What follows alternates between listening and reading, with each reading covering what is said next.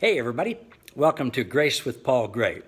The last couple of weeks or so I've been talking about different things that Jesus is and what that means for us, because Scripture tells us that as He is, so are we in this world.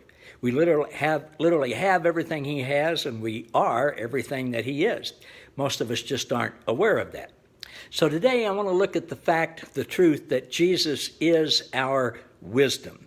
1 Corinthians 1:30, in that verse, Paul says, Jesus became and is our wisdom. And there are other verses that say we actually have the mind of Christ. Well, what does that mean? At least for me, from my experience, what that means is I can go to Jesus, who lives in me, anytime that I want to, and say, Jesus, here's what I'm struggling with. Here's where I need wisdom. Here's where I need help. I don't know what's going on. Would you help me with this? Would you show me what you want me to know, what you want me to say, what you want me to do? And in most every instance, He will. There is one reason why sometimes He doesn't, and I'm going to finish up with that, or at least why I understand that He doesn't. So let me give you some examples of this. If I'm working on a problem and I can't seem to get something to work or to fix it or however, I'm learning, I don't always do this, but I'm learning to stop and say, Jesus, would you show me what I'm doing wrong here? Would you show me how to fix this? Would you show me how to solve the problem? And many times He will. He'll point something out, or He'll put a thought in my mind, or He'll show me something that I hadn't even thought about. Might be something that's right in front of my face. So I'll go, well, thanks. Sometimes He'll say, stop, don't do any more on that. Call so-and-so and ask them to help you. And there could be a lot of different reasons for that. Whatever. At any rate, sometimes I'm making plans for something. And, I can make good plans in areas that I have expertise in and stuff like that, but I'm learning to stop and say, Jesus, help me with this. Give me your wisdom. What do you want me to know? What do you want me to say? What do you want me to do? And a lot of times He'll help me to tweak something or fix something a little bit or go a different direction, or sometimes He'll just say, I don't even want you to do that at all. And I'll go, okay, I can put that aside.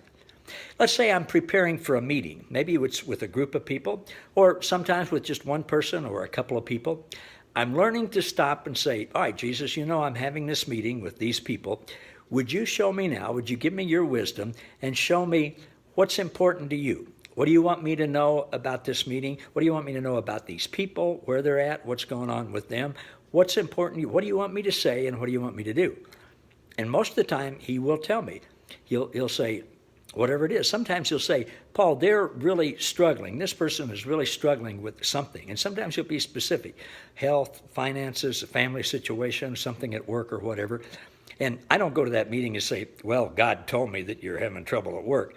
I don't do that, but I'll go into that meeting, and rather than go down my list of things that needs to be done, I will let Christ in me steer the conversation, say, hey, how's everything going? Things all right at home? How's stuff at work?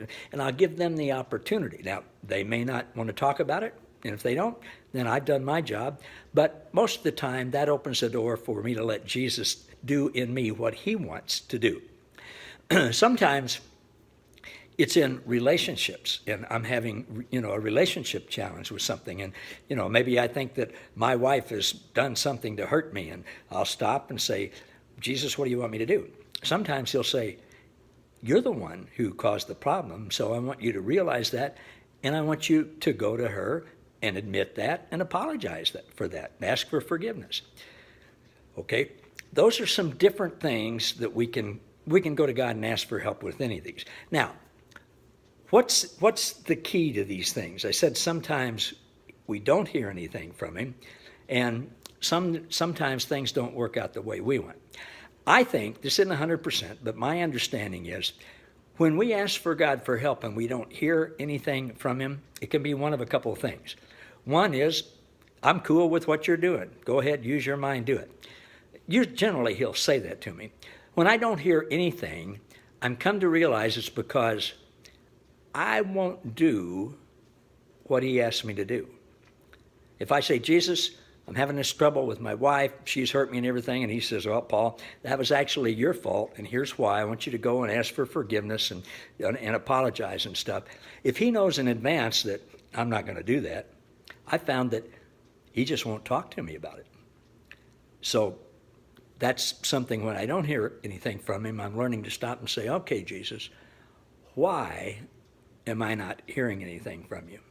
And then, I'll hear from him. Here's the key to all of this. It's obedience.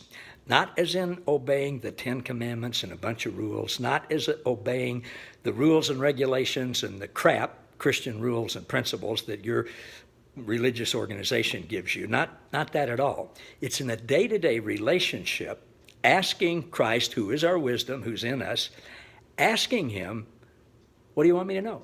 What do you want me to do? What do you want me to say? And then being obedient to doing that. You know what happens?